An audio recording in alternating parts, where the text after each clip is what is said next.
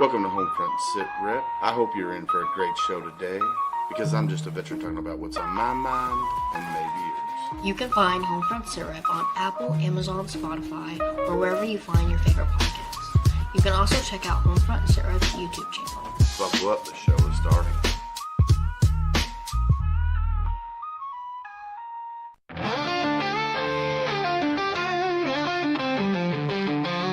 Out on the edge of the battle and back, we've carried the weight and we've walked every track. From desert dust to the fire at home, we've learned how to fight, how to stand alone. But no one tells you what comes after the war, when silence is louder than the guns we bore.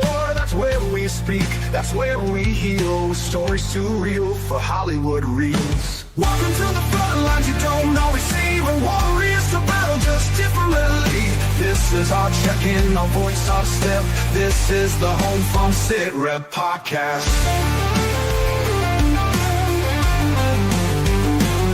For the fallen, the fighting, and those who came home. For the brothers and sisters who still feel alone. We're holding the line with truth and respect. This is the Homefront Sit Rep podcast.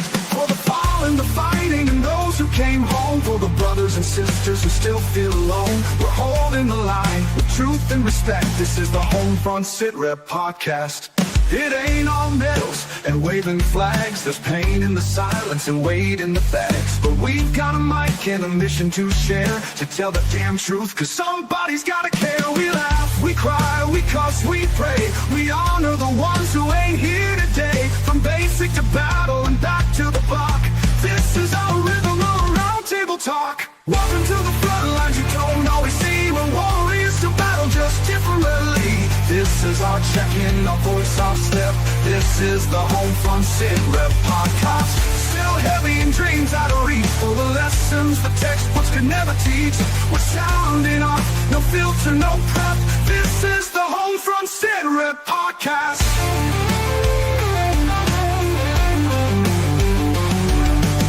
So if you've worn the boots or love someone who did, if you swallowed your hurt and kept it all hid, pull up a chair, you're not alone.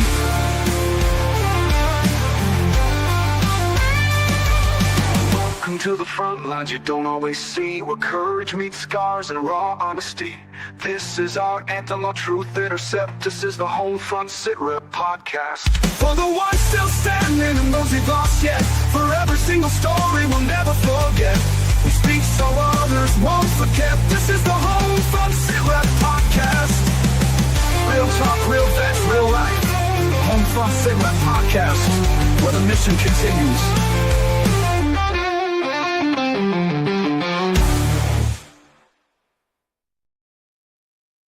Welcome, everybody, to a Monday edition of Homefront Sit Rep. How is everybody doing?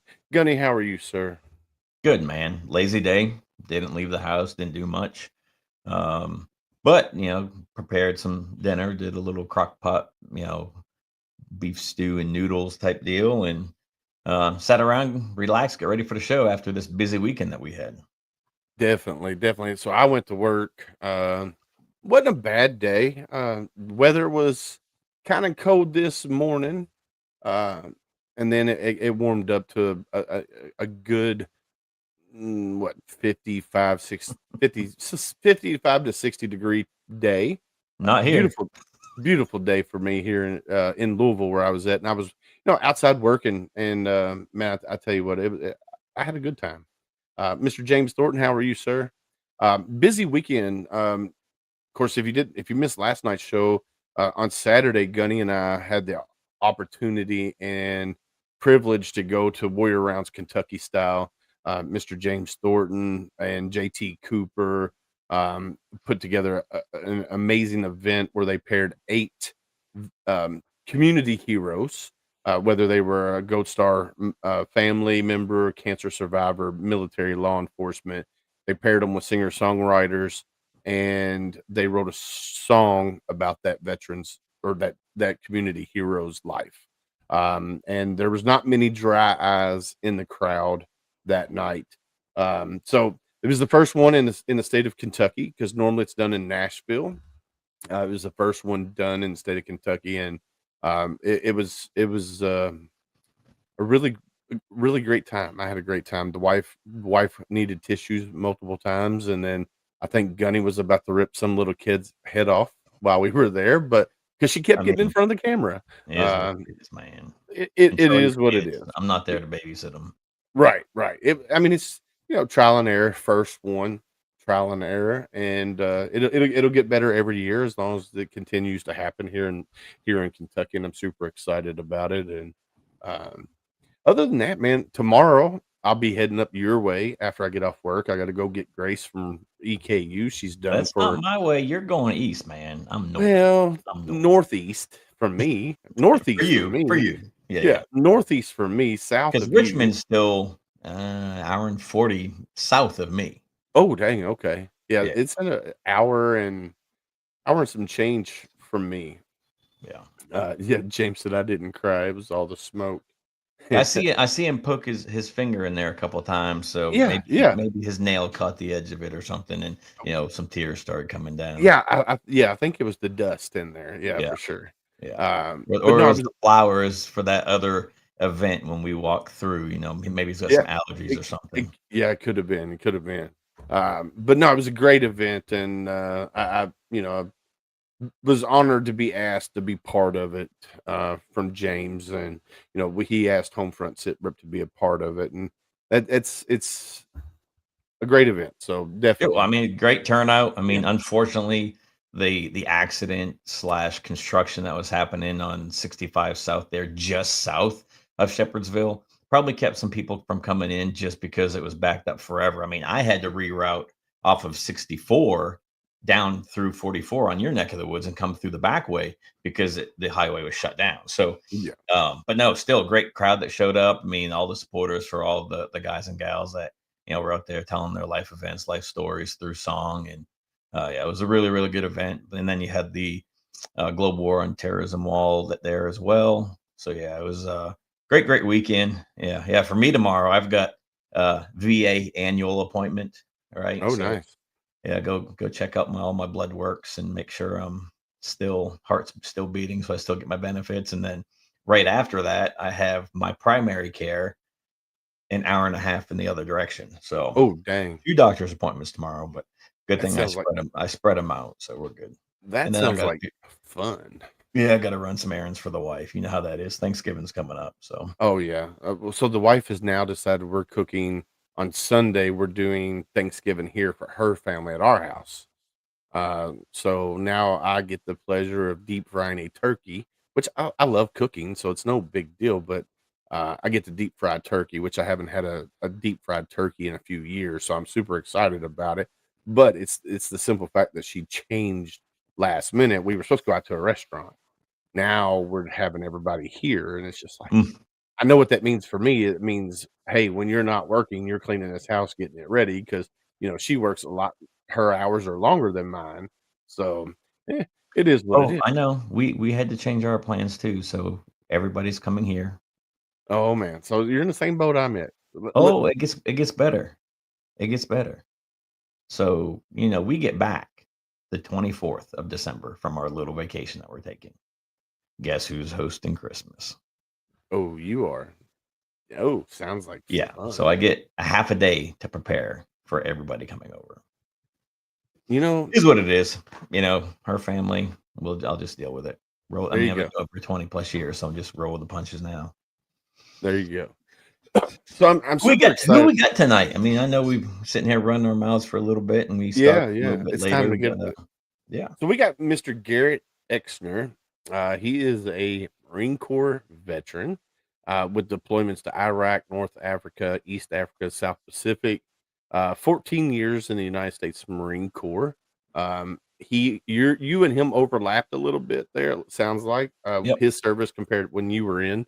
So you guys kind of, unfortunately, I was out before he joined, but so he transitioned from hands-on special operations, counterterrorism missions to strategic work, shaping how the United States confronts modern conflict and gray zone competition. He's also on the board for Veterans on Duty, which is one of the things that we're going to really talk about tonight. What they do, and Veterans on Duty. Their mission is to support a strong, prepared U.S. military. They believe veterans' voices should continue to be part of the national security and defense policy debate. According to them, our duty did not end when we leave the battlefield. And we talked about that numerous times here on this show, that we as veterans, we need to start coming together and creating a grassroots movement to make sure that we don't lose our benefits and that we get the things that what's going on, Rich and Monica, that we get things that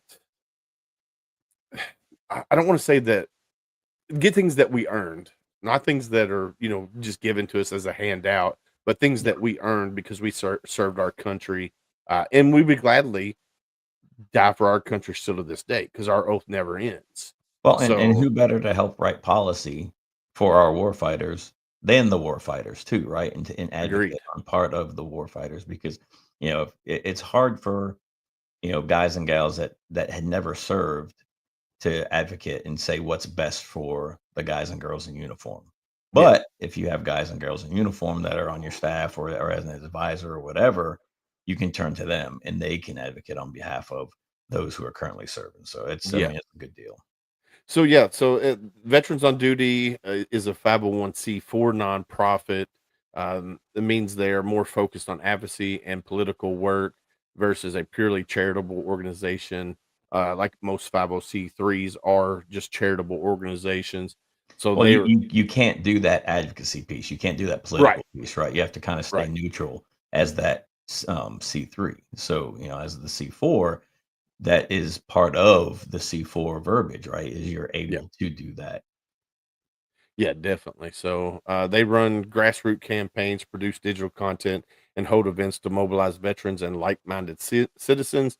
They engage on policy issues related to defense, national security, and veterans affairs. So they do a little bit of everything, it sounds like, and I'm super excited to bring Mr. Garrett up here and let him talk about himself and his time in the military and then what he's doing now, because that's just not the only thing he does. He's got a whole laundry list of things that he does. He's kind of busy like Gunny, always doing something. So without further ado, let's bring Mr. Garrett up to the stage. Let me welcome to this. Let's see, which one is it, Gunny? Gotta figure out which one it is. There we go. I got it now. Welcome to the show, Mr. Garrett. How are you, Hey, sir? I'm doing good. Thanks for having me on. What It's our honor to have you on. So thank you for taking time away from your busy schedule and your wife and kids as well, and hanging out with Gunny and I for this hour. So do me a favor and introduce yourself to the world of Homefront Sit Rep, if you don't mind. Big. You did a great job, Garrett Exner. 14 years in the Marine Corps. Born and raised in the Northeast in New England. Went to college down in Texas. Joined as soon as I got out of college in 2005, and served for the beginning portion of my time as an artillery guy. Then on my third deployment, made the transition over to MARSOC. Came back from that deployment and said, this is where I got to go. I got to go into special operations, and served there till 2019.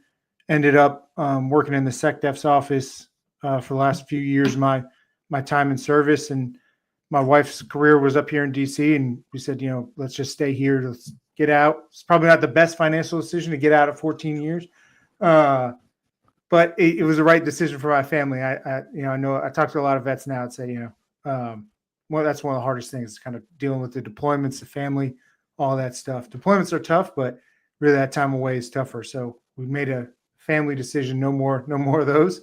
We'll figure it out here in DC, and then got involved working in policy and politics a little bit. Worked for Senator Ted Cruz for a little while, and then came over to the Hudson Institute. Then I work at a nonprofit called the Public Interest Fellowship, and learned about veterans on duty. Had some friends over there, and said, what better way to kind of engage in the policy debates than to try to get veterans together, like-minded veterans together. Really, it's about fixing some of the things we saw going wrong around 2022 in the military and DOD and American politics, and then just getting a military that's focused. Like, once again, a military an America that wins, a military that's focused, and get our nation focused on building a strong national defense. So we're doing our best to do that, grow grassroots support, get veterans' voices heard, get veterans into Congress to make some change. I think we're making progress right now. It's been a successful few years here since 2022. Heck yeah. I've noticed a lot more veterans are getting into the political realm. Now, we don't talk politics normally here on this show, just because everybody has different opinions and stuff like that. So we try not to get into that. But when it comes to lobbying for veterans, veteran benefits, veterans, national security, all of that. That's something that we can talk about because it's something that's near and dear to all of us as veterans. Like I'm new to the VA system within the last couple years, and I'm still working my way through the rating process, which is a headache. I wish there was something that there was. I wish there was a way for veterans who have been out for a while, for it to be a little bit more streamlined than what it is now, because right now you have to jump through all these hoops. And like I don't have medical records because when I was in, we were told don't go to BAS, don't report nothing. So I never did. I never reported anything. And now it's trying to get buddy letters, nexus letters, and stuff of that nature, just so I can prove that this is how I was and this is how I am now. So it's I just wish it was more streamlined, and that's something that maybe Veterans on Duty does. I know other organizations like MOA and what's the other one that we had, Gunny, that kind of does the same thing as Veterans on Duty. I can't remember. We've had so many, but is that something that you guys focus on too as well? Absolutely. We just had Secretary Collins on our show Beyond the Call, which is where we interview different veterans who are continuing to serve in DC. And Secretary Collins was on, kind of highlighting the progress they've made just in the last year, trying to fix some of those things. Because in your case, the guys that are coming out now, guys and gals that are coming out now, they're getting screened. We fixed some of that stuff. So the Department of War is screening folks as they exit for everything under the sun. The problem is for, I think, guys like us who got out before these changes were made, it's almost like we fell through the cracks. I had to do the same thing. It took me almost 18 months of going to appointments. I'm driving all the way. None of it made sense to me either when I was going through it, because I had appointments in Baltimore, and there's tons of VA facilities here in the National Capital Region, right here in Northern Virginia and DC. And I'm wondering, like, why am I driving to Baltimore to go to this doctor to get seen? And the VA was great in compensating you financially for stuff. But I think a lot of veterans, it's not just about money. It's about, like, can I see the doctor for the thing that's wrong? And Right. a lot of these changes they're slow. I mean, bureaucracy is tough to get through, but Secretary Collins is doing a lot of great work, I think, over there. So my primary care, I'm not a big fan of my primary care doctor. And the reason being is because when I went in there originally and I gave her the whole laundry list of things that were wrong with me, or that's wrong with me. And she focused, like, after doing blood work and stuff like that, she focused on my diabetes and my cholesterol, and that's all she's focused on. I'm like, well, I want to focus on the other stuff as well. She goes, well, we only have 15 minutes. And I'm like, what do you mean you only have 15 minutes? And then she's like, well, we can pick this or this, but we can't worry about the rest of it. And I'm like, and this has been going on for 2 years now, and I still haven't been seen for the TBI, the possible TBI from where I fell at the back of the Humvee in Greece, and other things that are going on with me. And I'm like, when can I see somebody to get all this taken care of? Because that's what's holding up the process, because I'm at 60%. That's what's holding me up from getting to 100%. And it's just like, how do you get your primary care that says, well, we have 15-minute blocks to see you as a veteran, and then we have to go to the next veteran after that? How do we fix that where we can go see our primary care, and if we need to be there for 30 minutes to 45 minutes, we're there that long, and they're not rushing us out. So that's some of the frustration that I think a lot of us feel as we're going through that process is you see guys and gals who are at 100%, who, they seem to have gotten it so quickly. One of my best friends, godfather to my daughter, blown up in Afghanistan, had some pretty horrific injuries, long recovery that he went through. And he was at 40% for a very long time. I mean, this guy broke his back, lost his spleen, had irreparable damage to his leg, almost lost his leg, tons of scar tissue down the other side of his body. And he's at 40%. I mean, the math just didn't add up. So his first review to change that went up to 60, and he was like, "This is insane." He was knocked completely unconscious by the blast, losing an organ, losing his spleen. Should have already put him over 50%, and he's arguing to get past 60. And as he's sitting in the waiting room, the guy next to him had served less than a year, had left after boot camp, and was at 100%. And he's like, I don't understand why I'm fighting for this when I feel like some people are getting it so easy. Like, how do we make, and it's nothing against that guy. He may have deserved his 100%, but surely if you've gotten wounded, like, you need to kind of get front of line privileges in my eyes of like, hey, if you had some kind of deployment injury, you need to make sure that this person's taken care of. Yeah. In a higher priority. I think I'll tell you, my view is that Secretary Collins 100% gets that. The guys I know over the VA, they're trying to change it right now. Yeah, I think so. I became it used to be strength and conditioning. Now it's sports performance. So I did a sports performance thing and it got certified. And I'm looking at it, and when I first came in, when Willis and I came in, we were doing sit-ups, right? It wasn't the crunch. Yeah. But you still get your head back, your hands back here, and you're pulling on your neck, right? So that constant pulling during the PFT, CFT, all that crap, right? That is compressing disc, that's pinching nerves, that's the potential to bulge a disc, right? Or as infantry guys, we'll just say a 40-pound pack is the average. We know it's usually above that.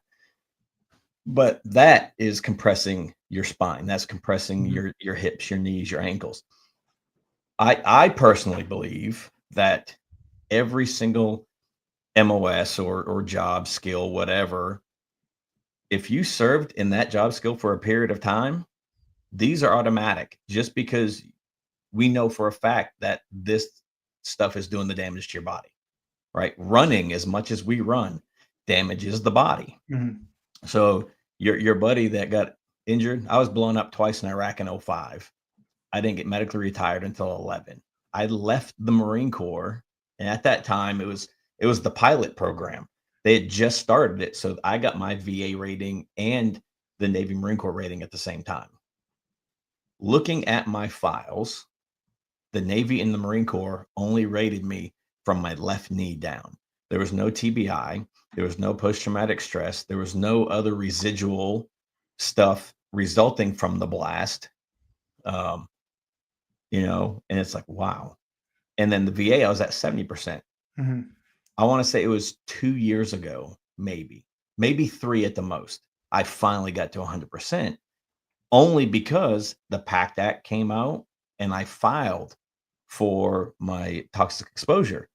And through everything that I went through in Iraq and Haiti, both tours to Haiti, they're like, yep, you got this. Here, you're 100% now. And I'm like, why did it take so long? And it was so easy, right? So at the end, it became so easy, like you just had to get to the right person. Yeah, and that's what it is. Frustrating issue for a lot of veterans to get out. Yeah, and if you don't know it, I have one of the things that I'm very vocal about right now is Vietnam era veterans, because you're asking these guys and gals to get on a lot of this on the VA now. You're doing it online. You're filling out forms online. They're mailing you stuff. You're asking guys and gals who are much older, not going to be as savvy with technology, to do this stuff online, particularly once there's a benefit that regularly falls through the crack, which is end of life care, which is a benefit that all veterans rate, right? Yeah. Regardless of where you serve, when you serve, you rate that end of life care. It's a small stipend to help out if you have to go into kind of an end of life care situation, right? You're asking the family members of these people who are also old, a lot of times it's spouses, to fill out this paperwork online, 70 and 80-year-old ladies trying to fill it out for their husbands while their husband's dying online and they're getting kickback from the system. That's unacceptable. And unfortunately, what's happened is you've had kind of a cottage industry of organizations stand up and say, we can do the online program for you. Just give us a cut. And to me, that's not good either. But if the VA was working, you don't need that. You wouldn't need a private sector to stand up and try to fill the gap if things were all working the way they should be. Yeah, I would agree with you because there's something in the news recently. There's an organization, a veteran that was doing helping veterans get their rating.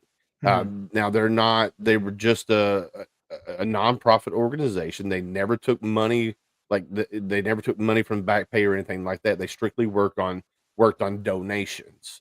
That's how they worked. Well, somebody reported them.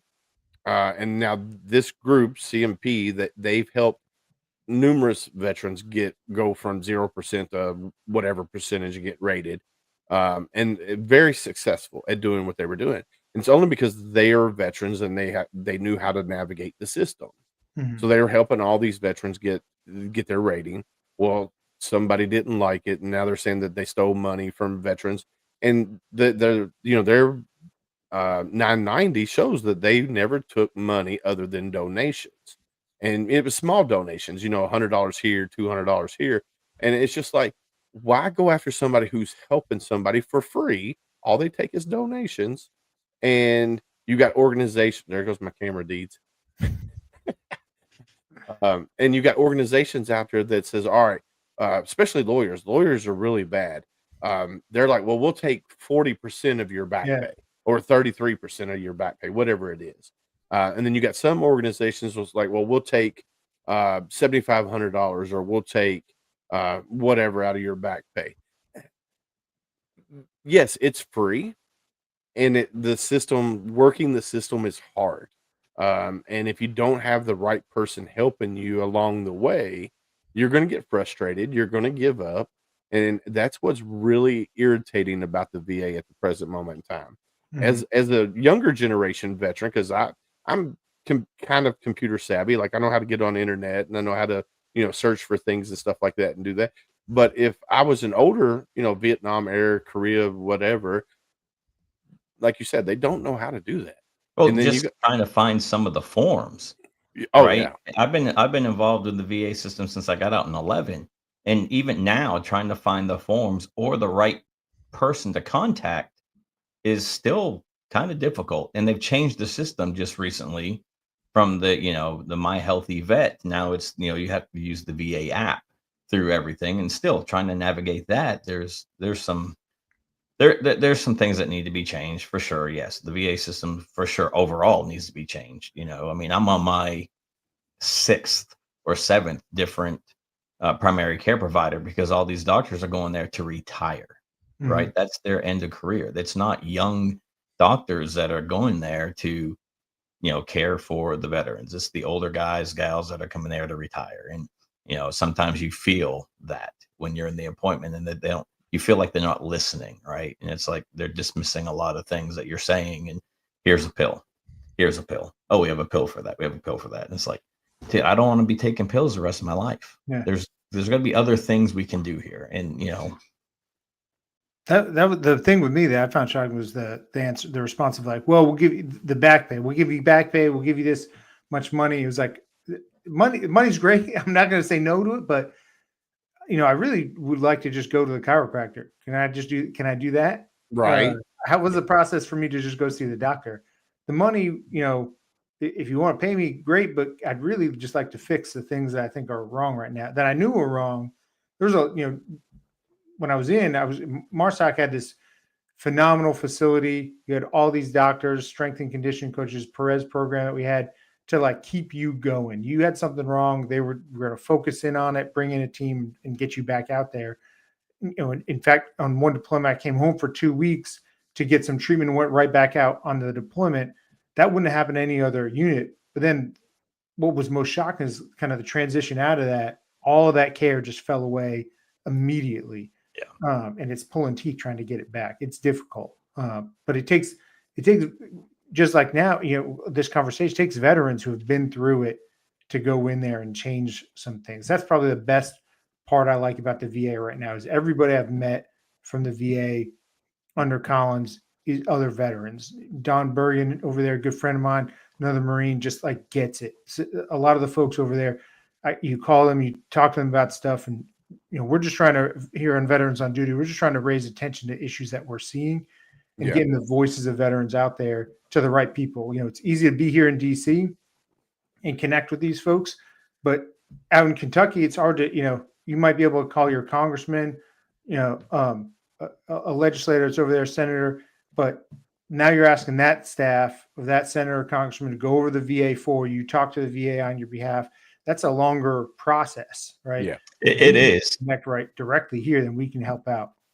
Yeah. So I actually, my second time, maybe, no, my first time I went to do a rating increase, it was taking forever. It was like 18 months, almost 2 years. And finally I had enough of it. And I got Senator McConnell's office involved. Well, he had a staffer at his office in Louisville that once a week would go over to the VA, like, all right, where's Mr. Deed's package? Why has it not moved? Why is it not this? And again, so now they're taking time out of their schedule to do what they have to do for him, back here in Kentucky to go look at my case. Right. And I greatly appreciate it. I did get a small increase, after he got involved. But again, I retired with 30 plus surgeries. Right. And then I've had an additional, I don't know, 10 to 15 since. And it's all residual from getting blown up. And why am I having to fight to get 100? And why am I having members them involved? Senators and representatives, they'll fight. They will fight for. That's been my experience. If you can get in touch with them, they will go fight, and they will go, flip desks over to try to figure things out. But it shouldn't take that, right? I know that the app is trying to fix some things, and they're trying to change stuff. Mission Act changed stuff. PACT Act made stuff a little bit better. But, there's still a lot of work to do. And most of it, in my opinion, is easy fixes, right? If you have a doctor that you like, you should be able to just keep that doctor. That's like the easiest thing, especially if you're in a rural area and your VA facility is a ways away. We shouldn't be making veterans drive hours and hours for care and then say, oh, don't worry, we're going to pay you for your time and pay you for the gas that you spent and pay you for the miles in your car. The money, like I said, the money is one thing, but why not just let them go to the doctor that they're seeing, and then you send that money to the doctor, and they don't have to drive several hours to go get care. So for like me, I work a full-time job. I work 40 hours. For me to go to the VA, I have to take off work that day, drive the 40 minutes to the VA hospital, because that's where a lot of my appointments are, at the main VA hospital in Louisville. And then the rest of my day shop, because I'm sitting at the VA hospital for 2 or 3 hours, and then I get to come home. Well, I missed out on 8 hours of work at $30 on an hour, and so the VA is only giving me $20 in gas reimbursement just to drive to the VA and back. And it's just like, it don't make sense. And so this year, I told the wife, I said, well, I'm going to use my PTO time so I can, go to the VA and do these appointments, because I had a total knee replacement back in October. So after that, I had to go to the physical therapy 3 days a week. So I had to take the whole day off work to go to physical therapy, because my work would not let me go back once I did go back to work. And they're like, well, once you leave work, you can't come back. So a lot of the appointments were at 9 o'clock in the morning. So I start at 7, have to leave at 9, and then got to take personal time for the rest of the day. And it's just, so I burned up all my personal time at the beginning of the year because of physical therapy, plus all my other doctor's appointments. And I'm like, it's not that I knew that I needed to go, but I just wish there was some kind of, like, they wouldn't let me do community care or for my physical therapy, because they said you have to do physical therapy in the hospital. And I'm like, well, that don't make no sense, because my therapy is community care. Why can't I do physical therapy outside? Mhm. And they're like, well, the director says you have to do it here in the hospital. Because And you're I'm probably like, within a certain distance. I think there's like a radius around where that physical therapy is offered. And if you're within the radius, it might be 40 miles. I don't know the exact thing, but yeah, I mean, they're probably saying, no, you're within this radius, so you can drive. That makes you're making lives much more difficult. I think, unfortunately, this stuff is upstream from other problems we had with recruiting, and other issues that affect the military. If young men and young women who are in high school are hearing podcasts like this, or they're hearing, their uncles, fathers, moms, whoever complain about their VA treatment and saying like, I can't get surgeries for things that happened to me. Why would they want to join? Like, what's the incentive to join if you're not going to be taken care of? You're yeah, going to sacrifice your body, and then the care is not going to be there. I think we saw a huge dip in recruitment for that and other issues, but I think you need good leadership top down at the VA. You need it at Department of War. You need it from the president on down to say like, hey, we care about you guys. Yeah. Or else people aren't going to join. They're not Well, going to and join you if they're had the hearing hearings this. too, right? About the VA.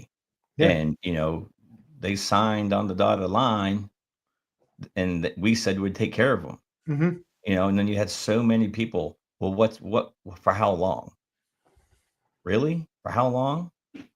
I'm going to have Yeah. these issues the rest of my life, and they're just going to get worse from my time in the military. How long? The rest of my life. That's how long. That's, Yeah. and my wife was married to me before I got blown up, and she's been with me through all 46 surgeries that I've had. So you're going to take care of her too after I'm gone. That's how long. Mhm. It was disheartening to hear people argue why us veterans, should not be paid, and how much money's going out to us. Well, you know what? Maybe after you leave office, you don't get paid. You don't get to have the benefits that you have when you leave office. How's that? Yeah. One of the things we focus on here in VOD is just this mindset that's kind of grown out of, you hear it all the time, people saying everything we did was a waste of time. We expended all this energy. It's too expensive, too costly. The deal is we send our military members out there. They do the work of the nation, protect the nation from harm, standing on the front lines, edges of the empire, whatever you want to call it. We're doing it. And the contract is that you take care of us on the back end. It's costly. I think it's worth it, right? It provides for a great way of life in America, that we get to enjoy our liberties and our freedoms here on the backs of a small group of people, less than 1% that are serving in the military. We're not asking you to take care of everybody, just the veterans, right? But this is actually a good contract. It's worked for a while. Yeah. There needs to be improvements to it for sure. But if you start to break on any of this stuff, if you start to not take care of veterans and then say, oh, well, it's all too expensive, we just need to focus at home, I think we get unraveled as a country, right? You see it in recruitment, you see it in unfortunately in politicians that are less inclined to take care of veterans or say things like, it was all a waste of time. I don't consider any of my time to be wasted. I had the best time of my life when I served. I met my wife. My buddy used to joke around and say, when you make captain, the Marine Corps is going to issue you a wife. And then I made captain and I met my wife, who's also a Marine. I think both of us loved our time in the Marine Corps. We went to Marine Corps birthday ball a week or two ago, and I get there's like an emotion. Like, I'm not an emotional guy, but you can feel it just from there. I'm so glad that I served, and I'm like, don't break that contract. Don't make me regret any of it because you're not doing the right things to take care of it. Yeah. I mean, if I had to do it all over again, and Gunny and I, we've talked about this numerous times. If I could go back to that 17-year-old me, would I do it all over again? I would 100% do it all over again. Absolutely. For one, I've met some lifelong brothers, Gunny being one of those guys that will be lifelong brothers to the day I die. And the things that I did see made me into the man that I am today. And like I tell my nephew, he's in the army right now. He just got back from being deployed in Kuwait. I tell him all the time, look, enjoy your time while you're in. But if you get hurt, make sure you report that stuff and make sure everything's documented. That way, when you do get out, you're already set, whether it's 60%, 100%, whatever. And I told him, I said, don't lie. Don't over exaggerate your symptoms. And the reason I'm saying tell him that is because I recently had to testify in court, in federal court, against a veteran who was 70% rated, and then he got 30% bump on the IU program, but he lied to get that 30% bump, which makes a black eye for all of us veterans out here that's trying to do it the right way. It gives us a black eye, and VA starts looking at, oh, well, are you scamming? Are you scamming? And granted, civilians are like, well, there's veterans that are lying about their service. So why is not all of them are lying? So it definitely gives us a black eye. So how do we stop veterans for over exaggerating their symptoms and cheating the system? Basically, is how do we stop that? I think one of the biggest things, the issues that we're seeing right now surrounds PTS. There's when you get out or when you go through your rating, a lot of doctors are trying to get you to 100, and the easiest way for them to do is just say, "Hey, do you have any post-traumatic stress? Do you have any? Is anything going on? You have trouble sleeping?" And they offer it up to you. I remember before my first deployment to Iraq. This is December 2006. Lieutenant Colonel Dave Grossman, who wrote some great books on combat and on killing, if you've ever read them, he came and gave a big brief. This is 1st Battalion, 3rd Marines. I was an artillery forward observer with them. And he came and gave a talk and said, when you get back, do me one favor and don't play the victim, right? People should look at veterans as, stoic. They're like the epitome of service to the nation. They did something honorable. They're wearing their uniform proudly, or they're standing up for the flag afterwards. And they're a representation of everything that's good about the United States of America. Don't be the victim. Don't be the one with your hand out asking for more than what you're owed. The government's going to give you a lot. They're going to give you care. It's tough to get. They're going to eventually you will find it. You'll get it, and hopefully we'll make that an easier process. They're going to pay for you to go to college, and I like to say they paid me a great salary when I was in. I met my wife. I had 2 wonderful kids. I got to see the whole world. It made me into the man I am today. I can't thank the United States of America enough for what I got out of my service. So I don't need all this other stuff. I wish more veterans would get that message instead of just saying, check the box and say you have PTS and get the 100%. We need to get back to don't be a victim, right? You did something honorable, continue that honorable service to the country. Yeah. So like right now I'm 60%, 50% is PTS. And 10% for tetanitis. And somebody's like, well, you with your symptoms that you have, you should be at least 70% on your PTS. And I'm like, I've done 2 CMP exams. I went from 40%, or actually 30% to 50%. I was like, that's what the raters say that I deserve. That's what I'm going to stick with. So, and then now, of course, I'm focusing on my knees, my ankles, my back, my hip, all of that stuff. I'm 47. I've already had 1 total knee replacement. I do have to have the other knee total replaced as well. When I went and seen the ortho doctor at the VA hospital, he's like, you're awful young. We shouldn't be doing a total knee replacement on you. And I'm like, I understand that. I said, and of course I had seen a civilian doctor before I went to the VA for it. And they already were talking about doing a partial knee replacement. He goes, no, you need a total knee replacement. So he's like, well, we can do this. And I'm like, doc, that's just putting a Band-Aid on an open wound. I said, it's not really going to do anything. He said, so what do you want to do? And I was like, well, if it was up to me, I'd go ahead and do the total knee replacement. He said, okay, let's do it. Now he did try to give me a little pushback at first, but he understood where I was coming from. I was like, "Look, I've already exhausted all means. I have pain every day in my knees," and he finally is like, "All right." He gave in and he did the right one. It's been a little over a year. We're almost to the point where I can get my left one done. Um, and it's just you have to be your own advocate. Okay, so Mhm. when you go to the VA, they're going to be like, well, you need this pill, this pill, this pill, this pill, this pill. If you don't want to take pills, you have to be forceful but tactful. That way you don't get in trouble because you're too forceful.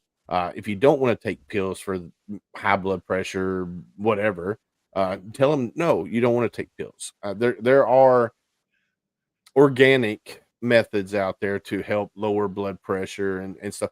I know veterans that were on 10 different pills and now they're taking 0 pills because they're doing everything organically.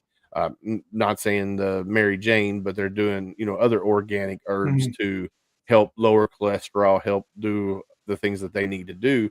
So if you don't want to take the pills, there are alternatives out there, but you have to be your own advocate. You've got to be forceful but tactful when you're talking with your doctors and stuff of that nature. So let's talk a little bit more about VOD. Um, I know we touched a lot on VOD. Um, so it was founded in, let's see, 2022. founded in 2022. You guys, you helped. It says here something about what was Dan Crenshaw. Y'all help with getting him in the office. We're helping them out right now. Okay. We think it's important to keep veterans' voices heard, right? So more often than not, if there's a veteran that's doing work that's advocating for veterans, we're going to try to support that person and highlight the policy wins that they're having. Dan Crenshaw has done a lot of work for veterans. I think that gets glossed over, and a lot of people focus on kind of political anger towards that guy.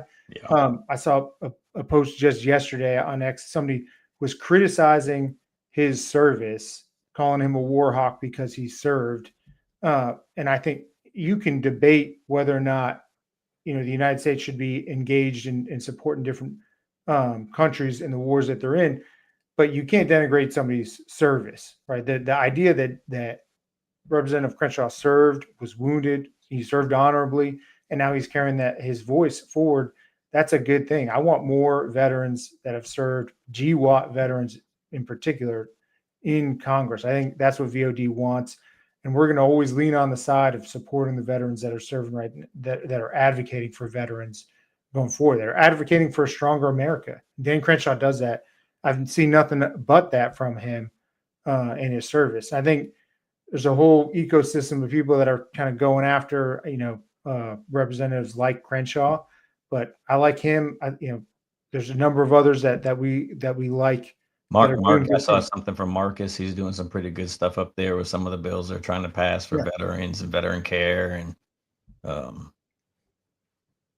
It's unfortunate that politics is the way it is right now in the United States of America, but I think more veterans is actually probably part of the cure. Like more veterans serving is a good thing for the United States of America.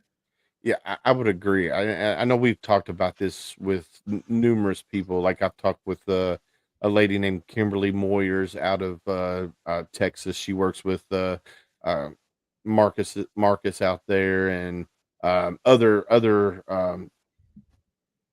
We need the grassroots. We need to start at the local level, get veterans in our local government, and then Absolutely. work our way up to our state level, and then federal level after that. But I agree. I think we need more veterans in office. I think that who knows better how to protect our country than the people that have already served to and protect our it's country. not Marcus, it's Morgan. I Or missed Morgan. it's Sorry, Morgan. Yeah. Marcus is his brother. Yeah. Yeah. So I definitely agree that we need more veterans in the political realm. Um, how? Or even as lobbyists, up Yeah. there trying to Yeah. help Yeah. with the issues. Like everybody over at Veterans on Duty is doing. Yeah. So how could a veteran from Kentucky or Tennessee, wherever they at, be part of Veterans on Duty? So you can, one, hopefully they'll follow us on X, Facebook, whatever social media they prefer. We're on all of them. YouTube, all this stuff. We're putting out regular content on YouTube and on X for Beyond the Call, which is our interviews with veterans who continue to serve here. Sign up. They should definitely go to our website, sign up for our email, and then they can engage. We're sending out surveys. We're trying to do polling to say, hey, what do veterans care about most? What do you want to do? And we're taking that directly to the members here to say, hey, this is where veterans are on this issue. This is what they want you to support policy-wise. Get in the fight, stay in the fight, win the fight on behalf of veterans. So the more that you engage with us, the more content we're going to give to you guys, not just in terms of posts on X or something like that, but actual policy recommendations, updates on what's going on in the world, updates what's going on here in DC, so that they can engage with the content and shoot us notes and give us recommendations for what they think we should be engaging on. Awesome. Now, do you guys partner with like MOA when they go to DC to advocate for veterans up there? We have not kind of partnered with the the big five organizations that are advocating and do the kind of the big work for the VA. If you think like American Legion, VFW, MOA, all those organizations, we have not. And that's probably, it's intentional. There's a lot. Some people love their organization. They love the American Legion. They love VFW. Some people absolutely hate those organizations. And there's a lot of people online that are very popular that will go after those organizations, say, hey, you're not helping veterans. Yeah. I've had more positive experiences than negative with all those organizations. I like them. But I think VOD, we're trying to advocate on specific policy issues in different areas. And we don't want to get attached to any of these kind of large, massive veterans organizations. I mean, that makes sense. I mean, you're trying to forge your own path, and advocate for the things that from veterans that have reached out and say, hey, this is something that is very important. I think that's very admirable when you're wanting to do that. One of our good friends, Don Bramer, who runs the Bramer Group there in DC. He's a Navy veteran. He's also a lobbyist up in DC as well. And I talked to him, quite a few times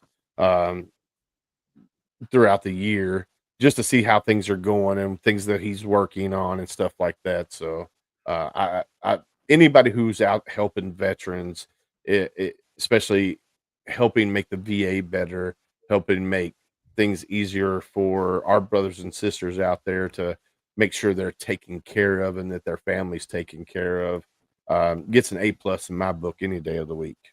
So yeah, I mean, there's a lot of fights going on. I think unfortunately we're in a tenuous period. I think things are more dangerous in this world than they have been in a long time. I mean, you had massive wars going on in different continents of the world, and you kind of put that at the same time as the sentiment in America it's one of almost like exhaustion. Like, how much engagement are we going to have to do? VOD is very focused on making sure that Americans know the world is still a very dangerous place. We need a strong military. If we cede ground to China, they're ready to take territory. They're ready to take the reins of being the dominant power, and we're going to do our best to make sure that we're preserving and protecting the way of life, the American way of life going forward. It's a tough time right now. Overall, things aren't looking too bright on the world stage right now. Yeah, the world is. Well, I think social media, right? People are more aware of it now than they were back in 2005, when you joined, or even 2010, 2011, when I retired. It seems like everything is out there now. You have all this AI stuff, and you don't know what's real, what's not real, and it seems like every single person out there has a voice right now, right? Whether you're on active duty or a veteran, there's so many different guys and gals that have their own show that talk about, veteran issues or what's what, or, Mhm. but, you see all this stuff with, the drug running and all this. Well, that stuff's been going on forever, right? The Yeah. Coast Guard, when they fell under transportation, that was one of their main efforts, was deterring drugs coming into the nation. But no one saw that because it wasn't on social media. It wasn't in the Yeah. news every day. And now everything's prevalent. It's in your face. And whether it's right or wrong, how it's being taken care of, it's still right there in front of your face. And it's putting in, everybody gets to put their own opinion on it now instead of actually reporting what is actually happening. Yeah. In this sentiment is this idea of people getting anxious about everything that's going on in the country and the world. It's happened before. There's a great article by a scholar over at the Hudson Institute, talking about, I think it's called the 1939 project. Basically, she's saying that we had this rising tide in the 1930s in America, where we said, like, hey, there's too much that we're going on. We need to shrink everything down. We don't have enough money to pay for veterans. We need to get rid of some of this stuff. And actually, that's when things got the worst in the world. So American leadership really does matter. Veterans having a say in this stuff. We know the cost. We know how hard it is to have to go somewhere and fix things after the fact. And it's much better if America is leading on the world stage and making sure that things don't kind of fall apart. I'd like to give my kids, I'm sure you guys feel the same way, I'd like to give my kids, the next generation, the America that I had growing up. Yeah. I had a great time in this country. I'm still having a great time. I definitely want to pass that on to my kids. I don't want this whole thing that we got going here to fall apart. I heard something the other day. I was at my daughter's Veterans Day celebration at her school. She's a senior this year, and one of the veterans was doing a speech, and he said something that really resonated with me. And he was looking out at not the veterans, but the children in the bleachers, right? He goes, "You guys are our next generation." And what was told to me when I was growing up is make the next generation better than your generation. And that just resonated so much with me because when I was growing up, granted, I grew up in rural Kentucky and it was a single mom, 4 kids, and we struggled. But as a young child, I didn't really know I was struggling. Like, my mom made sure that we had everything that we needed, everything that we could possibly need. Now, granted, I didn't get everything I wanted, but I got everything I needed, and I didn't have to struggle. And we always had food on the table, had a roof over our head, all of that.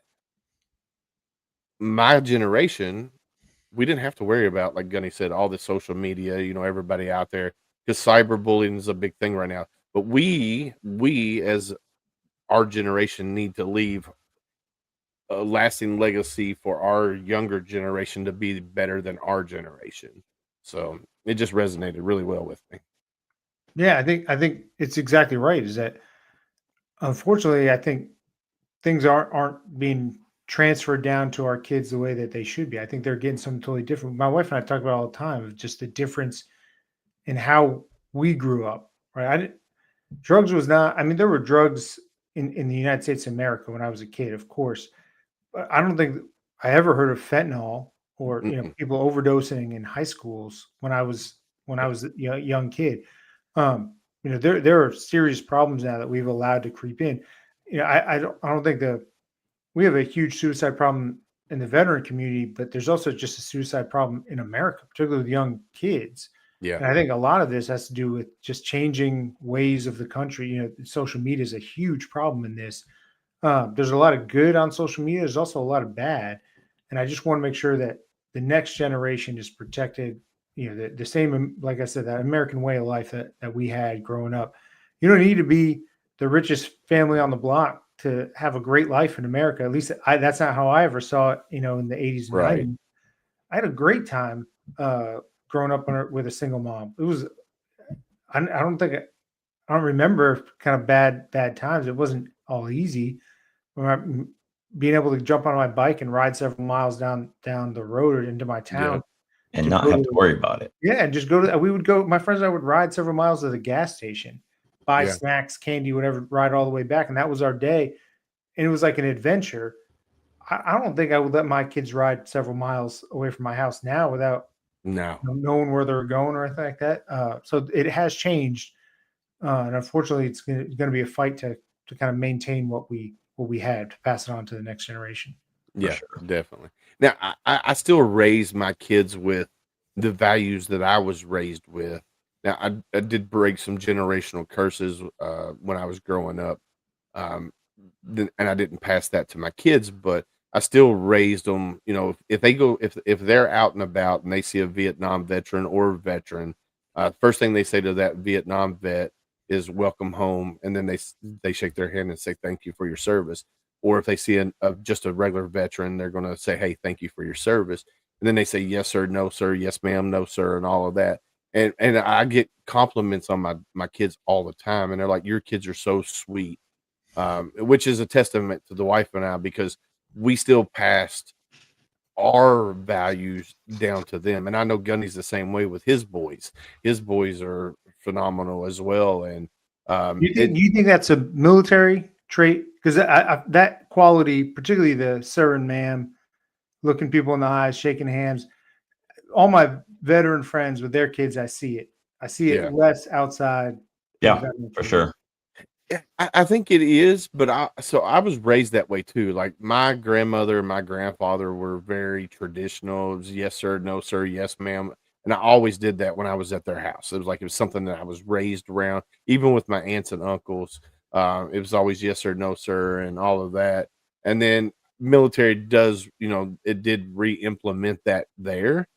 So I think it's a mixture of both. But yeah, I definitely think it is very rampant within the veteran community where kids are yes sir, no sir, yes ma'am, and all of that. So Yeah, what's up, we have Maddenwood? How people are that you, will sir? tell my wife, how polite and courteous and everything that the boys are, and her response is, "Have you met their dad?" You know, it's I mean, the gunny does come out every now and then in the house, Uh-huh. um, but not too often. But, I think it is. I think, everything that, we went through, recruit training or OCS, TBS, and, all those things that were instilled in us, right? The customs, the courtesies, the politeness, everything, it does transfer over even after you get out, right? That's something that is not easy to leave your body. And I sometimes think about this where I'm like, how did the Marine Corps, like beating me down for years, make me love the country more? yeah, I don't know how Yeah, that exactly translated in my mind of like the Marine, because when you're in the Marine Corps, you're like, this, I hate this place. Why is it doing it? Why does it keep me treating me this way? But then there's a part of you just completely falls in love with it. yeah, You never want to leave it. And when you do, you end up thinking about it all the time. Um, well, it's not the Marine Corps, it's the people, yeah, right? yeah, yeah. That's what makes you fall in love with it. That's The what makes brotherhood, you yeah, miss it.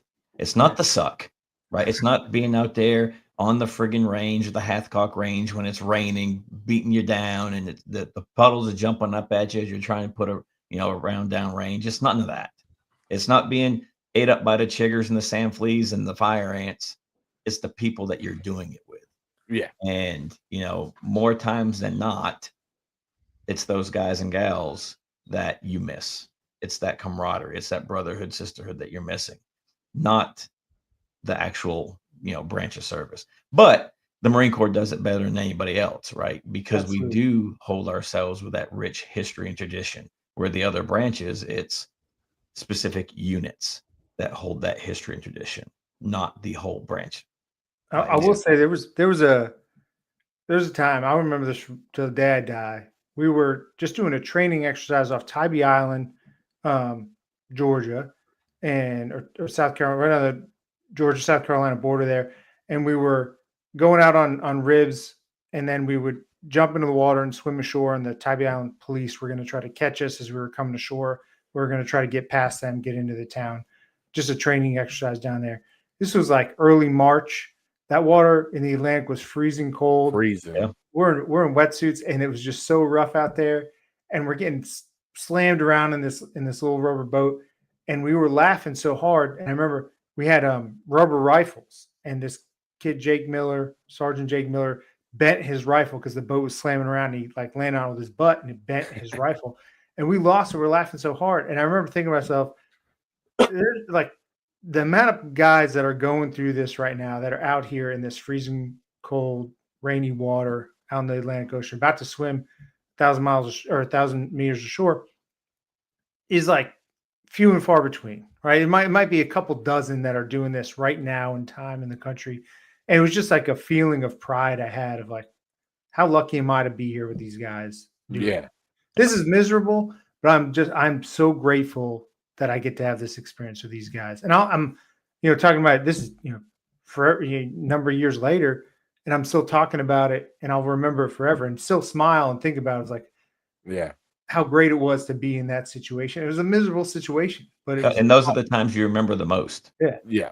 Right. I mean, I'll tell you, Fitz is no longer with us. He's succumbed to his demons, but we were in Bridgeport doing cold weather operations. And this was 98 or 99. I can't remember which The year first it one. was. It was the 98. first one when we had 98. like 6 feet of snow, but his binder kept coming off and he was a saw gunner. And finally he just gets to the point. He's like, oh, F it. And he takes the saw and just slams it into the ground and he's fixing his cleat. And I'm like, bro, where's your weapon? We ended up digging down 4 feet to get his saw. And when we brought it up, it was nothing but a big block of ice. And, up until even, a week or so before he passed, we were still talking about that. It's those times that you come closer together with your brothers that you're out there in the suck with, that one funny thing that happened while you were in the suck is what you remember the most. Yeah. Those dog and pony shows, man. I don't know how many Gunny and I participated in, but we did some with the recon guys at one time, and I forget what we were doing. We were on the beach and they were coming in, and something got We were the jacked up. OP4 for them. Yeah, and something got jacked up, and it was just so friggin' funny that it was just.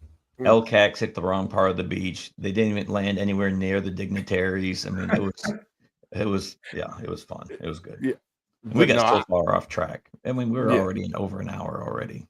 Yeah, no, we're good. So, all right, we do have to probably wrap it up here shortly, but is there anything that we haven't hit on that you did want to hit on for the show? No, I mean, the biggest thing for us is, for any of your listeners, go to veteransonduty.org, follow us on X or LinkedIn or YouTube, and then, sign up for that email and engage with us so that we can say, hey, when we go to members of Congress on your behalf, or, if we're going to put out an ad on a certain policy issue and say, hey, this is where we think the government needs to be on this issue. We get to say, this is how many thousands of veterans, tens of thousands of veterans are signed up for Veterans on Duty. This is how many followers are in agreement on this policy, so that we can move that thing forward as fast as possible. That's really the biggest call here. Awesome. Sign up, join in, and let's continue the fight. So on Facebook, I do know this for Facebook. You can go Veterans on Duty on Facebook. Click the 3 little dots after you follow them. Click the 3 little dots and then go down and invite your friends to follow as well. Absolutely. You're a better salesman than me. I should have. So I'm going to do that. So once we get off the live, because I got the phone here on the live right now, I'm going to go in, click the 3 dots. I'm sure Gunny's going to do the same thing. I think I have over 1,800 followers.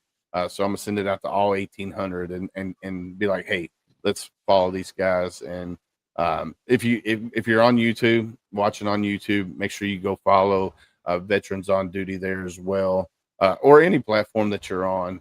Mr. Garrett, I do want to thank you for coming on and hanging out with Gunny and I for this hour. I know Gunny and I ran our sucks a little longer this at the beginning of the show, but thank you for coming on and hanging out and taking time away from you and your family.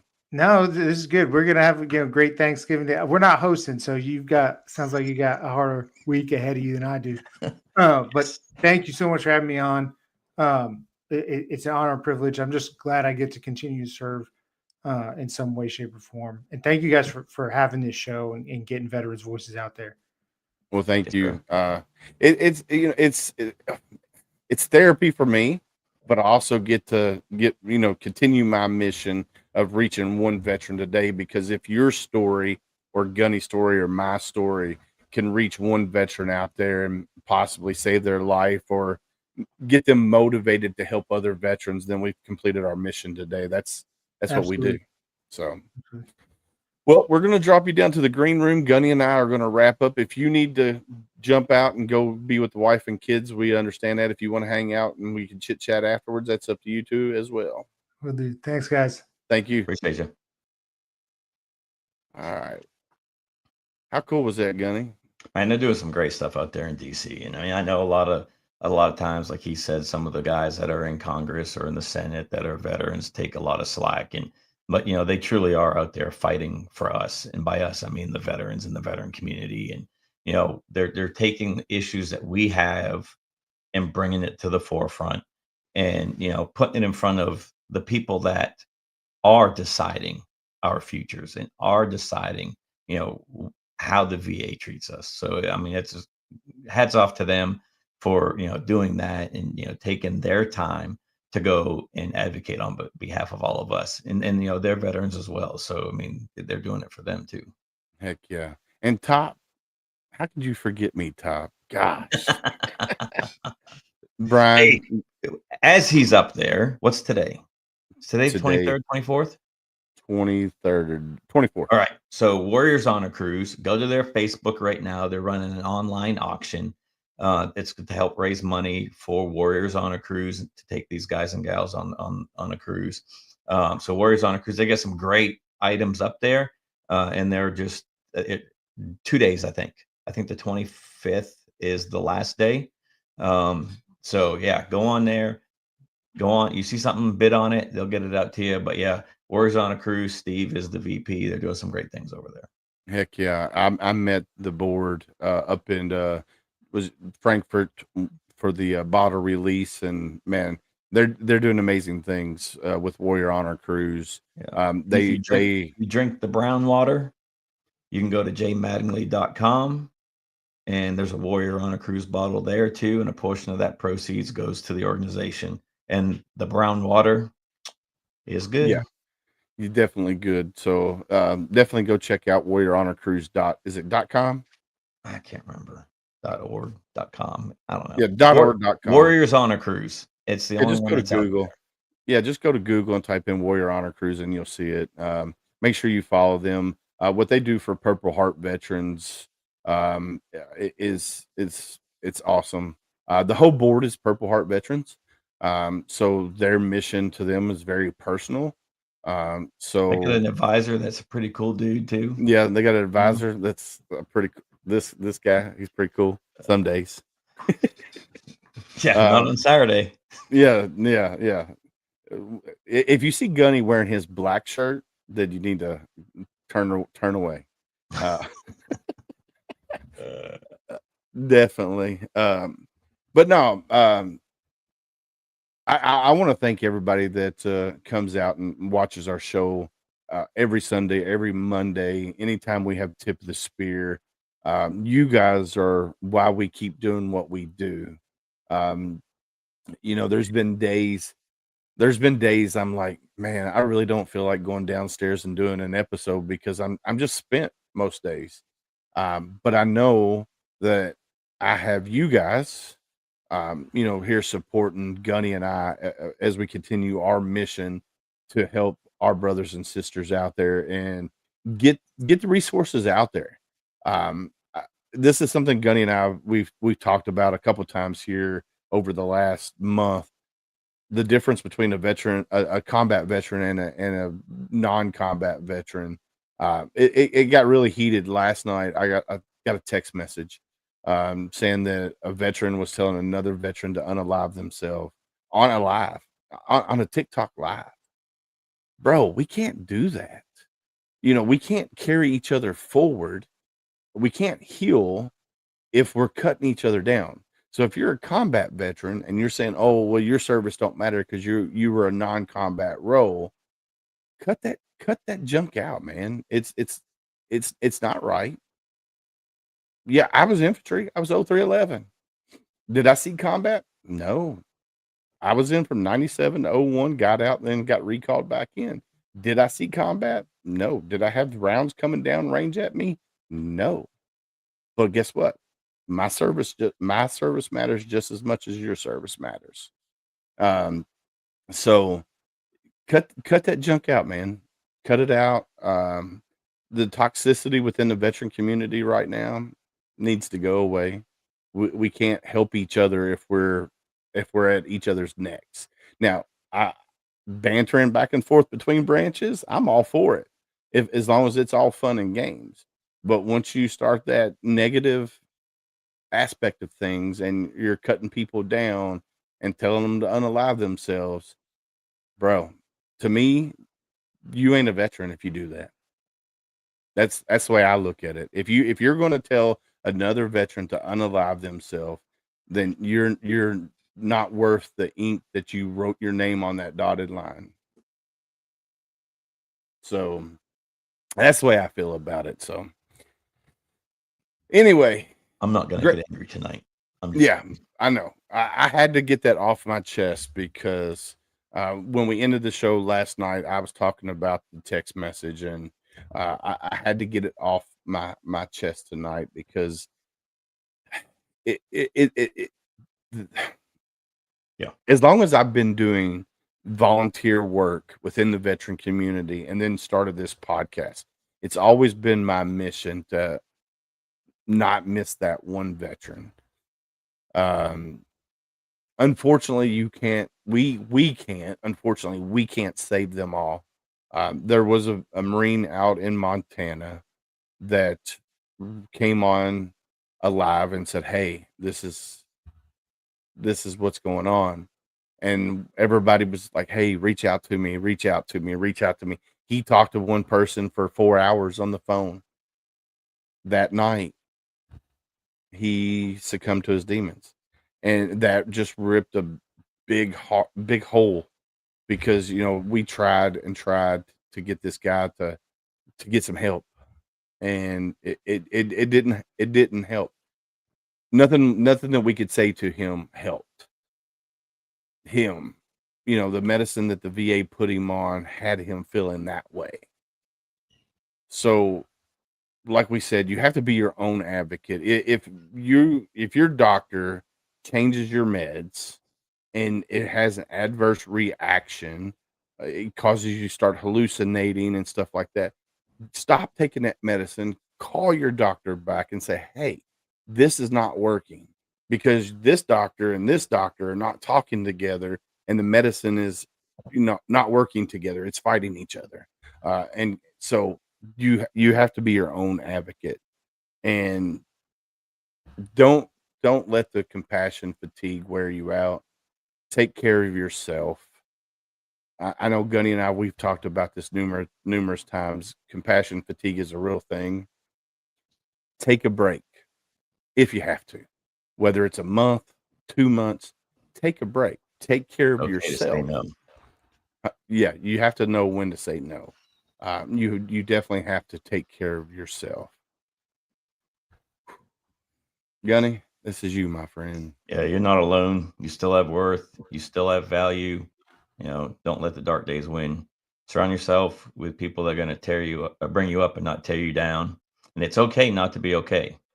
It's not okay to be the victim all the time. Yeah, it's okay to be not okay, and it's okay to ask for help. Absolutely. Don't It let takes the strength to Yeah. ask for help. That's not a sign of weakness. No matter what you were taught during your time in service, asking for help is not a sign of weakness. Yeah, asking for help is not a sign of weakness, and it took me a long time to figure that out. Because for the longest time, I'm a Marine. I don't need help. I can do it myself. And then it took my wife and Gunny to make me realize that I'm not okay. And then I started getting the help that I needed, and I'm slowly getting back being able to enjoy being around large crowds and stuff of that nature. Um, That way I can live life again. I didn't want to feel like I was where I couldn't live life. So uh, it's okay to be not okay, but it's also okay to ask for help. This right here, the uniform may come off, but the bond remains. And together we heal, we rise, and we carry each other forward. That right there is so powerful. As long as we are one, regardless if you're a combat vet, non-combat vet, as long as we remain together, we heal, we rise, and we carry each other forward. Just let that sink in. Let it sink in. We 7%. carry, yeah, 7% of the total U.S. population has ever served. We're the minority. We have to take care of each other. because nobody else is going to. Hashtag be someone stranger, guys. I can't say this enough. We as humans are more apt to talk to a complete stranger than the ones we love the most. My wife, I love her to death. 20 years married, just November 18th. We've been together for 23. In the last 3 years, she's learned more about me and my military service in the last 3 years than the first 20 years of us being together. And that's because me would rather talk to a complete stranger than the ones I love the most because I want to protect them. So if you're out and about and you see somebody and it looks like they're having a bad day, go up to them and ask them how they're doing.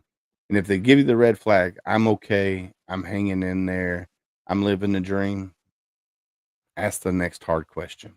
How are you really doing? But you have to be ready for that conversation. It could be a 5-minute conversation, could be an 8-hour conversation. You have to be ready for that conversation. And don't try to fix them. Just let them talk. Let them vent.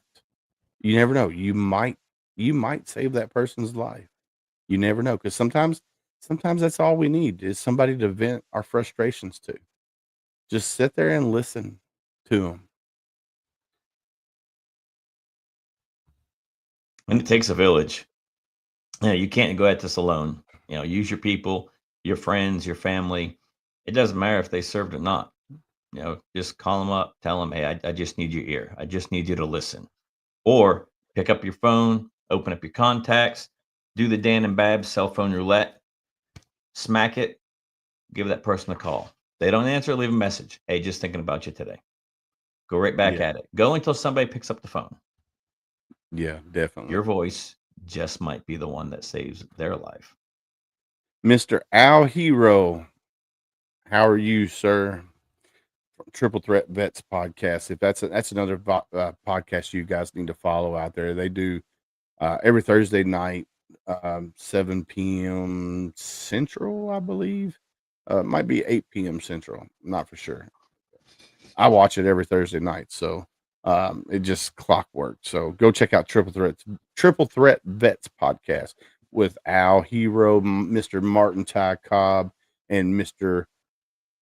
Matt Johnson. I had a brain fart there for a second. I was like, what's his name? I know it. It's on the tip of my tongue.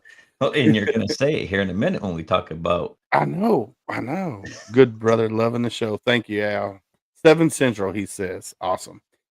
Big shout out to our partners, Heroes Media Group, Reese Across America Radio, which you can find Home Front Sit Rep on Thursday nights, 11 p.m. Eastern. Thursday nights, 11 p.m. Eastern.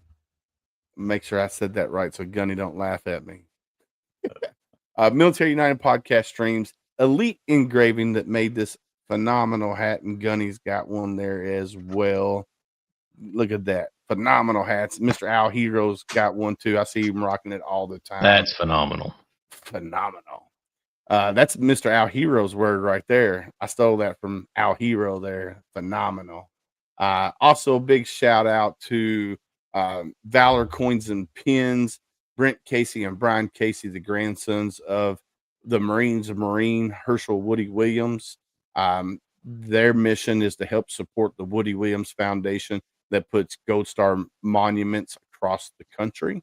That was Woody's main mission in life, was to honor Gold Star families and put monuments up for them. So go check out Valor Coins and Pin. Also go check out Herschel Woody Williams the Woody Williams Foundation.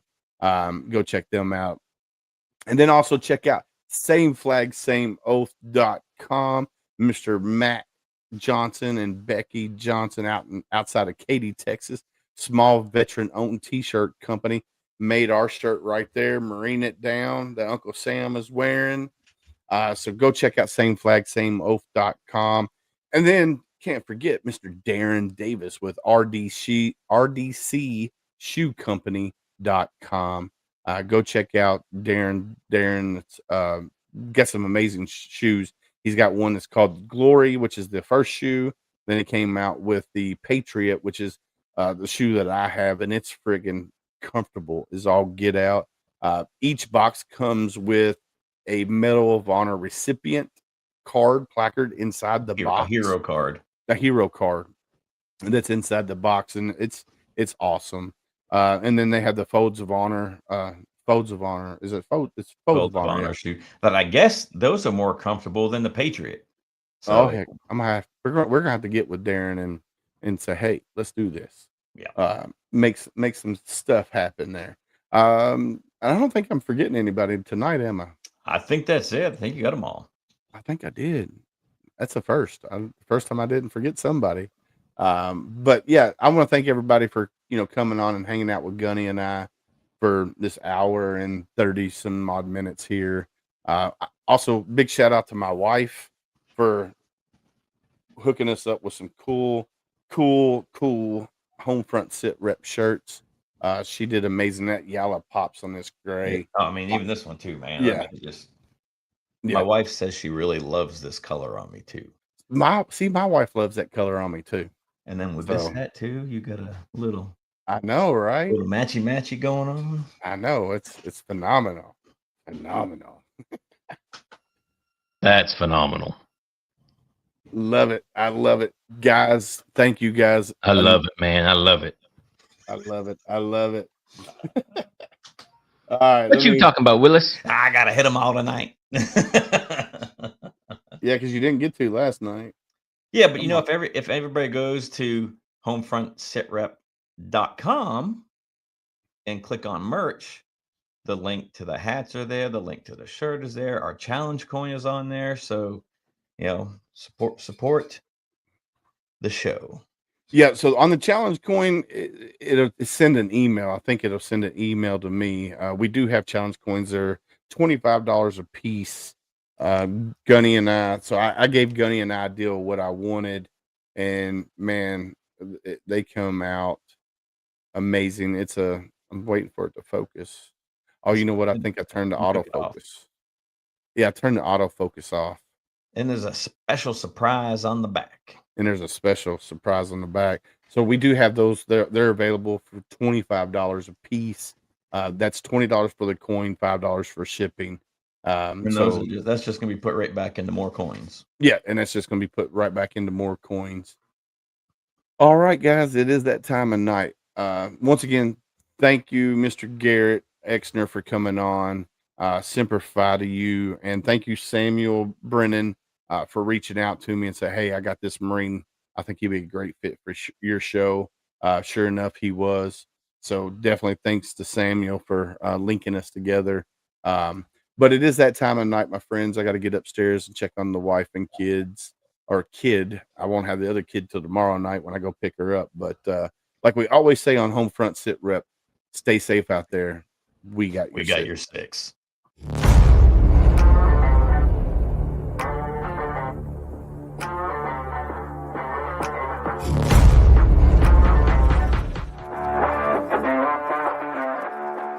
Thanks for listening. Hope you enjoyed this show. Suggestions and comments are always welcome. Cannot wait to have another great show with y'all. Don't forget you can find Homefront Sit Rep on Apple, Amazon, Spotify, or wherever you get your favorite podcasts. Stay safe out there. I got your six.